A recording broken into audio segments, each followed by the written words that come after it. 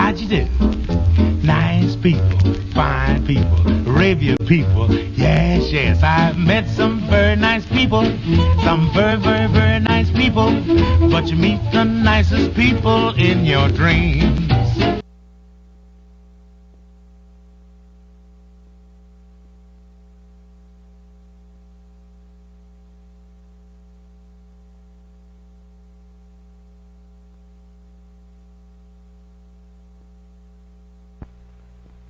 This small country store behind me, with a customary crowd of idlers on the front porch, or stoop, as the South Africans call it, might be found in any small rural American community.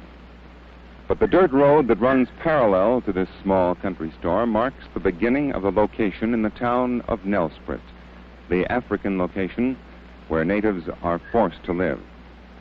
Nelspruit, a small mining town in the northern Transvaal, has for the past week been the focus of the racial tension in South Africa. It started with a protest march by some 400 native women on the police station.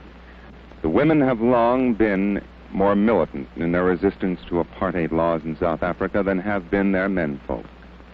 And in Nelspruit this week, the African woman has suddenly become the focal point of resistance to the nationalist government. Nelspruit on the surface this rainy, humid day looks as quiet as that scene on that rustic front porch of the store. But in reality, Nelspruit is still tense after a week of trouble. Big trouble and violence, even in South Africa. I asked for permission this morning to go inside the location at Nelspruit and make this film. We were told that there's been trouble there lately and they'd rather not have any Europeans go inside. This, then, is our next recourse.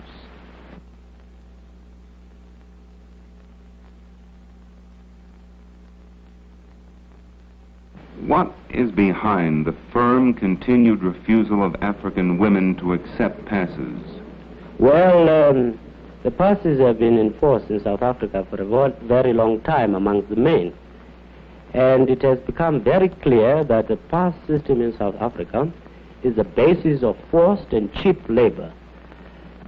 Now, to impose such a system on the African women is to create hardships. Firstly, African women will have to produce these passes on demand. If they fail to do so, they will be arrested in the streets, they will be stopped at stations, they will be stopped as they visit one another in the locations, and if they haven't got those passes, they will be immediately arrested and brought before the court. Now, African men who value their women just as any other people value their women, say what will happen to their children.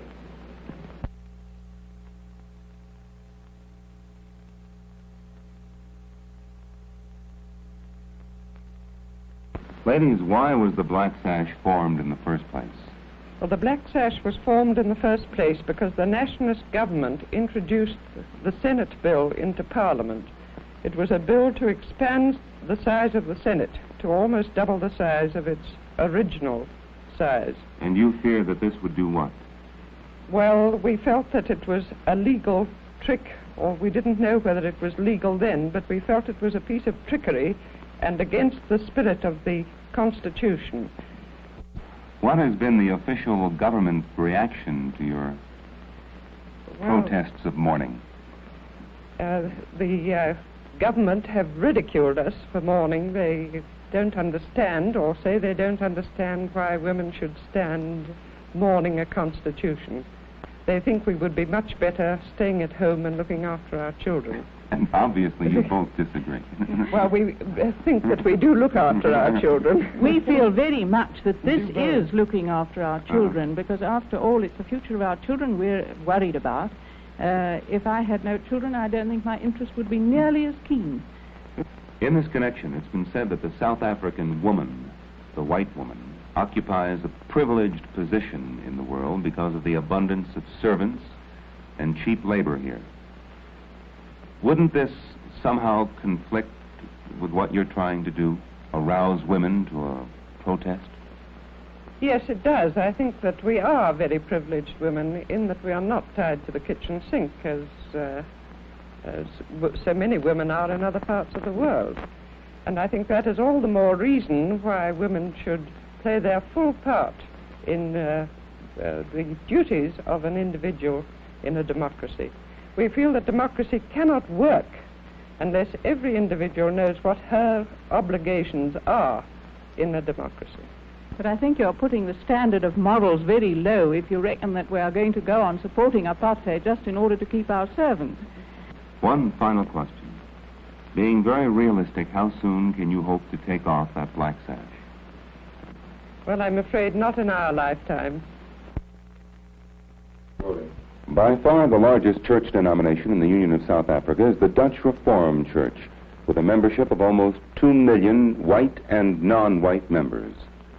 With us this morning is Dominee Adrian Berger, Secretary of the Federal Council of Dutch Reformed Churches and editor of Die Volkte, the Transvaal Church magazine. Dominee Berger, you believe in apartheid as a way of life? Yes, I do. Why? In South Africa. Why is that, sir? Because the race, which is in a lesser state of development, is by far in the majority here. And numerically, of course, they are much stronger. And because also I believe that it is according to God's will that the white race, which is in the majority in this country, should be preserved. And also everything we have done in the last 300 years and built up in the church and in the state should be preserved and not be swallowed up by an, I wouldn't say inferior race, because I don't believe it is an inferior race, but a lesser a race which is in a lesser state of development, that's all.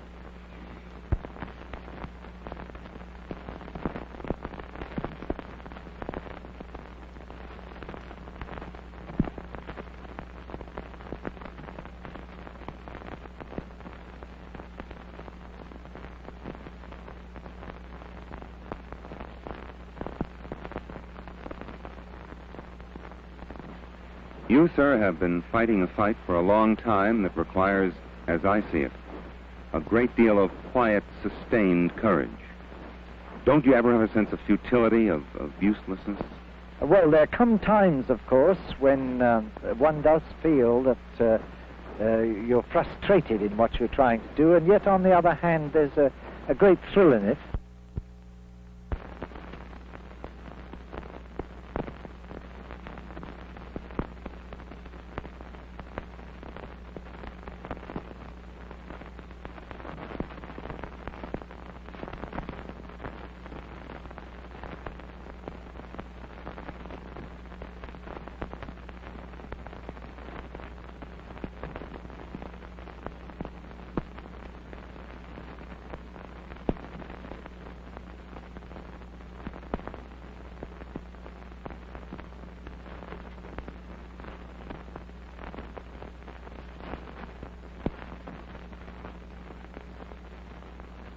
Perhaps you can answer this one question that's intrigued me for a long time. There are, I am sure, devout believers in apartheid who are also devout Christians. Can these two, apartheid and Christianity, in your opinion, be reconciled? I'm quite sure that they cannot. One of the mystifying things to me is how anybody who claims to be a Christian can be a disciple of apartheid.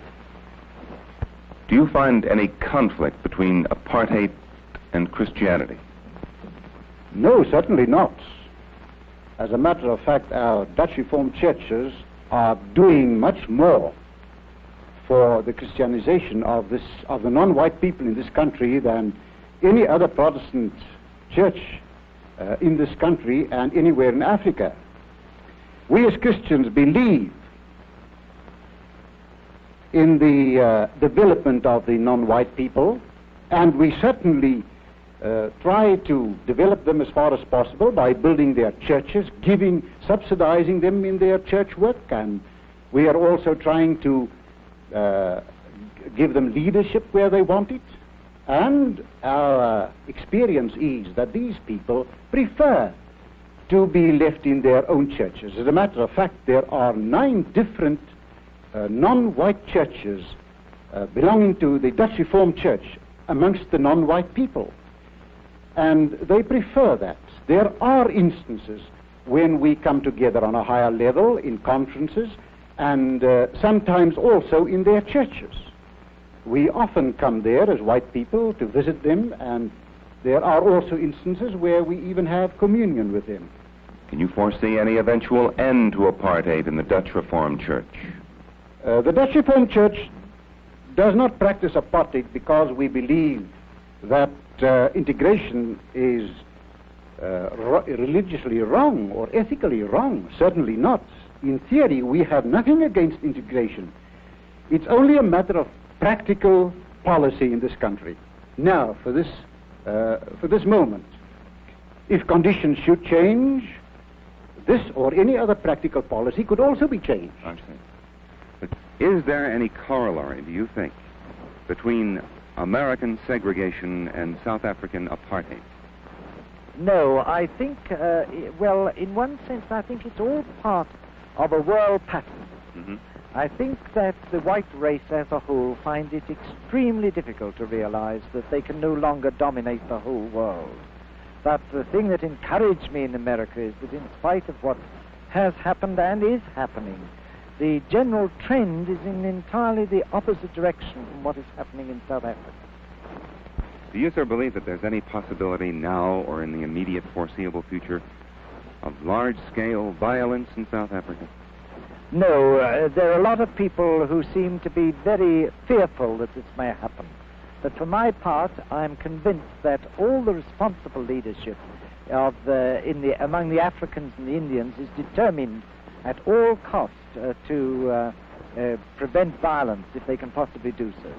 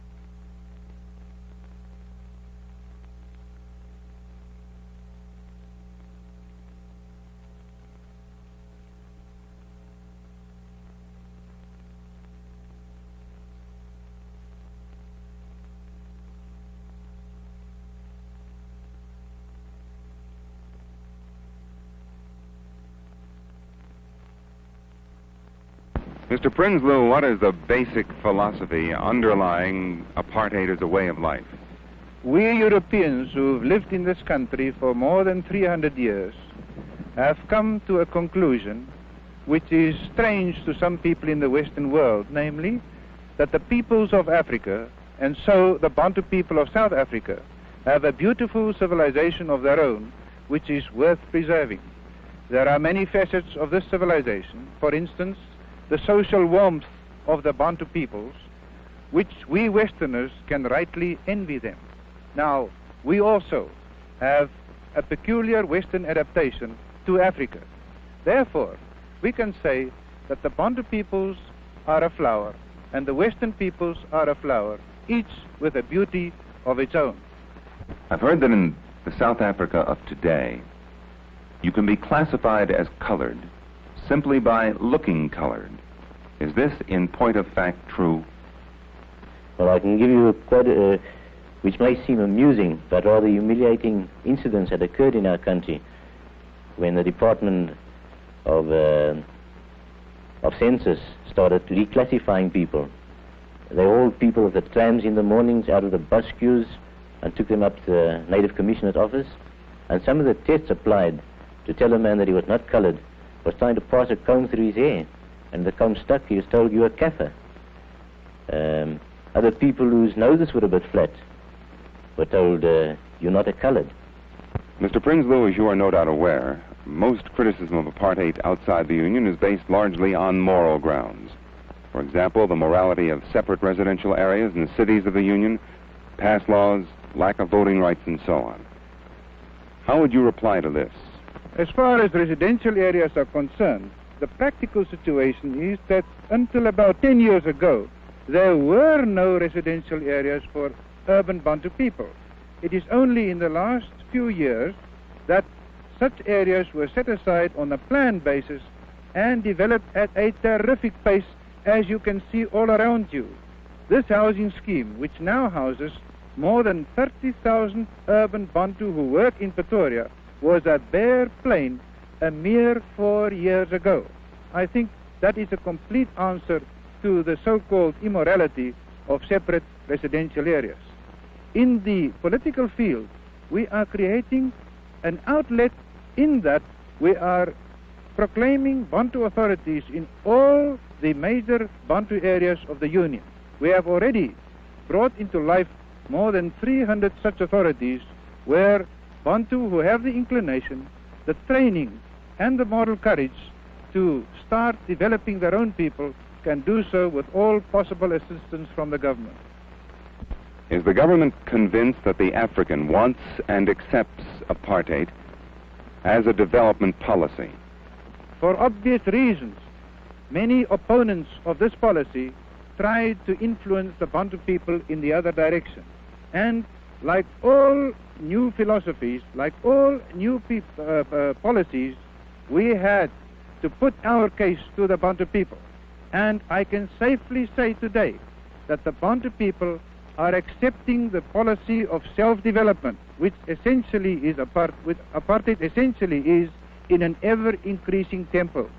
I feel confident that the Bantu leadership of Africa, rural and urban, will, by the turn of next year, show in a most marked way that they are satisfied that this policy leads to their salvation. Mr. Nakwe, Mr. Prinsloo of the Native Affairs Department told me in Pretoria this week that the African accepts and wants apartheid as a stage of development. Well, do you, sir, agree?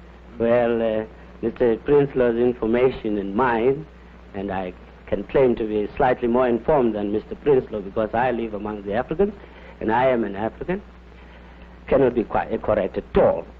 The African people are realizing that apartheid means nothing else but oppression and exploitation to them. If Mr. Prinsloo's contention is correct, then why do we have the unrest in the countryside, in the most backward areas of the country? If Mr.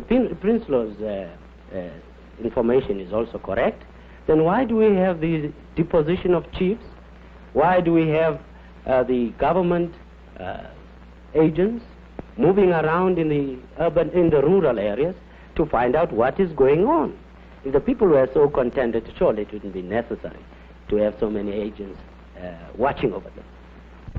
I have had such hatred for every white man that I came across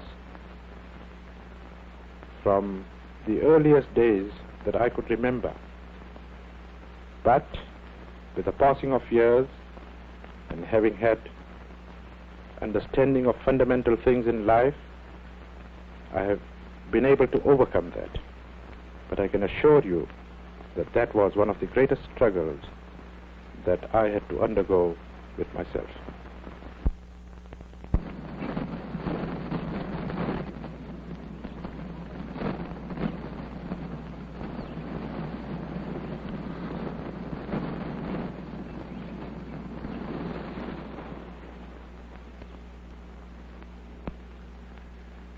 Mr. Payton, it's a tall order and a big question, but if you can do it, how would you characterize the emotional climate of South Africa today? Well, I think probably it's hotter than it's been for a long time. In what way? In regard to its race problem? Yes, in regard to the relations between the groups, I suppose the relations between the English-speaking and the Afrikaans-speaking group are colder. Mm-hmm. In view of the daily indignities, humilities, and in some cases actual hardships, economic and otherwise, that the non-European is subjected to because of the apartheid laws, do you ever wonder at or puzzle that a non-European can ever be civil to a white? Oh, that thought often occurs to me, Mr. McCutcheon, because, you know, we have many non-European friends, and sometimes you do wonder how they can go on liking you, you know. Do you, Mr. Peyton, fear in the foreseeable future any widespread violence in South Africa? Well, that's what everyone fears. It's not just me. It's not, I mean, whether you're a white nationalist or whether you're a black man or whether you're English-speaking, whether you're an Indian, I think all of us have that fear that violence one day will. There will be violence one day. Mr. Peyton, I read a quote by you once, not so long ago, in which, if I can recall it, you said you might hesitate to rush forward to help an African injured on the street. Is that the essence of what you said? Do you recall it? Oh, yes. Yes, that was quoted in that book Drum by Anthony Sampson. And I think it was 1948. I think I've got a bit better since then. But the point I was really trying to make was that in this kind of race-mad world in which we live, that a white man, even if he went to the assistance, might well hesitate before he did. I think you might find that in many parts of the southern states, too. There's been much talk here, I understand, of passive resistance. As a matter of actual fact, however, can the African, the Indian, or the colored, in his present economic state, financially afford a long period of general strikes or passive resistance?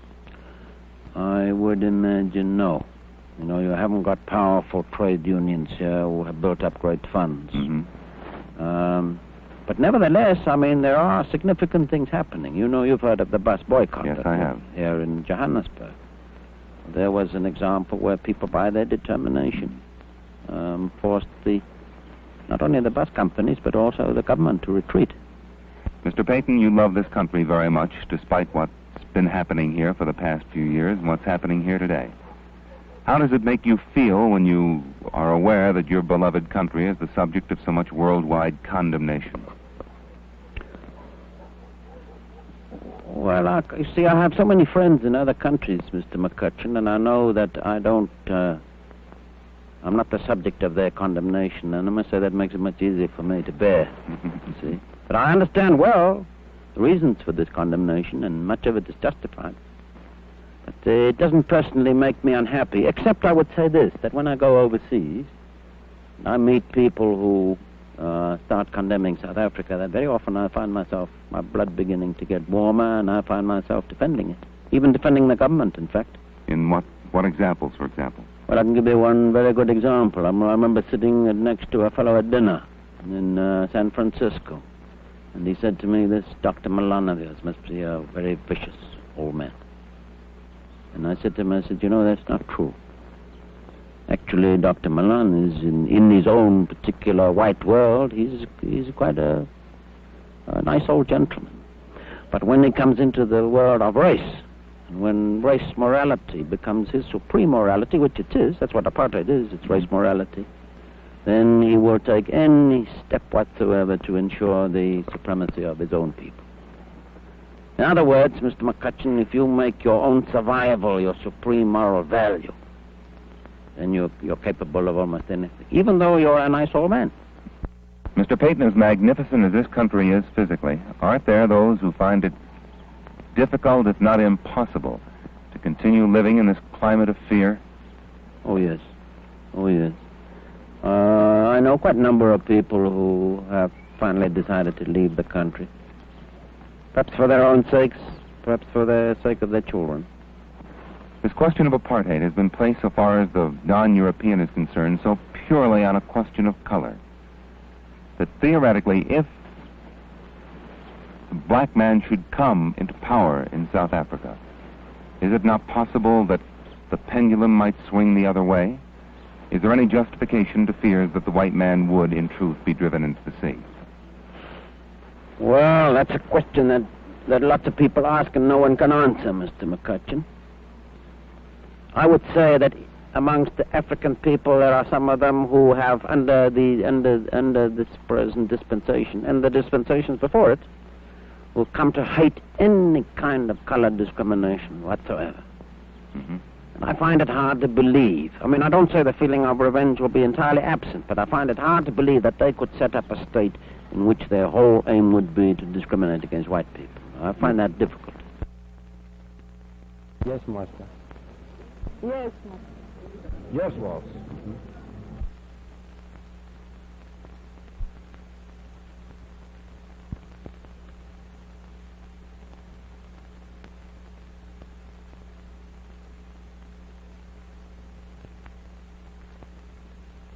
Ladies and gentlemen, you know that the series of talks that we have been giving here have been talks designed to describe to you how government works. And you've had talks recently on government and law in general, and also a description of how the parliamentary machine works in South Africa.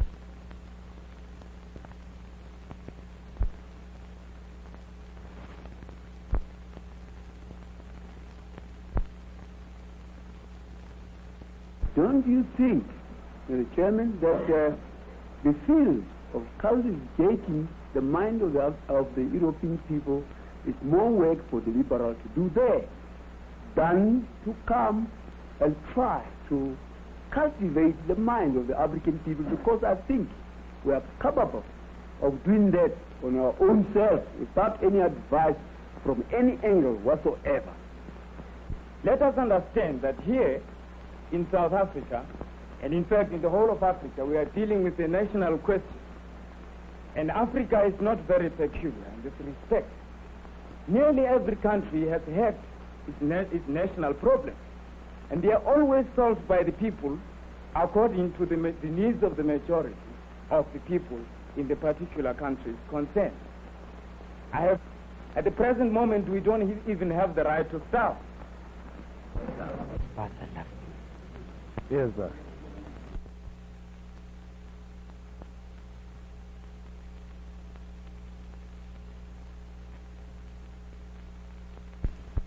Mr. Brinslow, if we could define a term that's intrigued me since you started to use it. You have said repeatedly that the non-European is different from the European. Now, in your mind, is different synonymous with inferior? I think it is a generally accepted fact today that the non-European is at a lower stage of development than the European. That does not mean to say that they are inherently inferior. Circumstances amongst which they have grown up and, their whole cultural background and everything, their whole diet, which would lead to physical or physiological changes in their whole nervous system, would all lead to a general idea of inferiority amongst them when you compare the average non-European with the European. But I do not believe that the non-European as such is inherently inferior. He's merely at a much lower state of development at the present state of Well, let's take up those two. Yes, boss. Yes, sir. Yes, boss.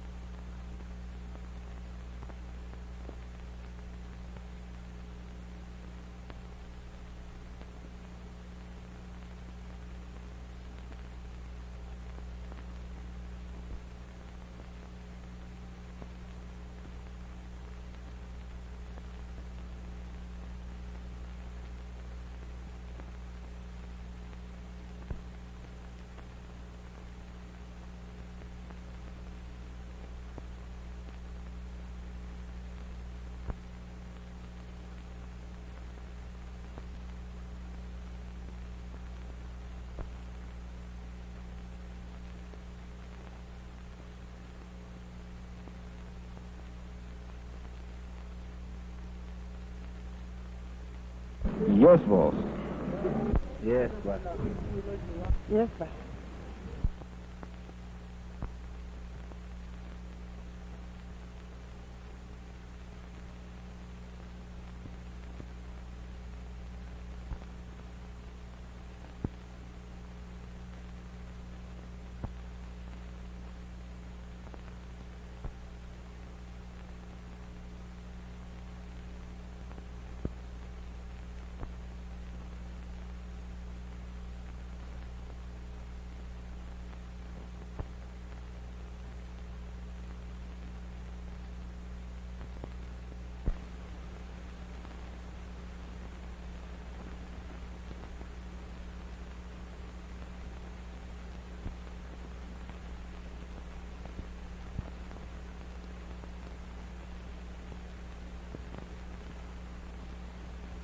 Yes, boss.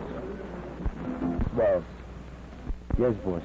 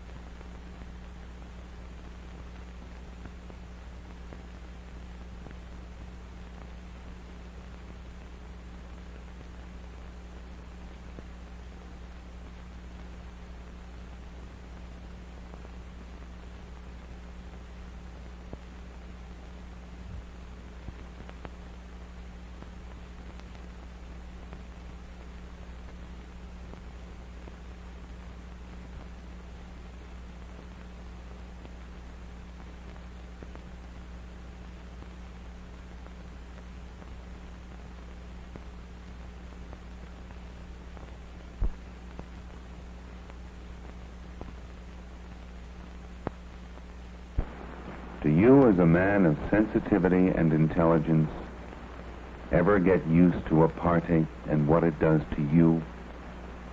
I'm afraid not, because it continuously affronts me.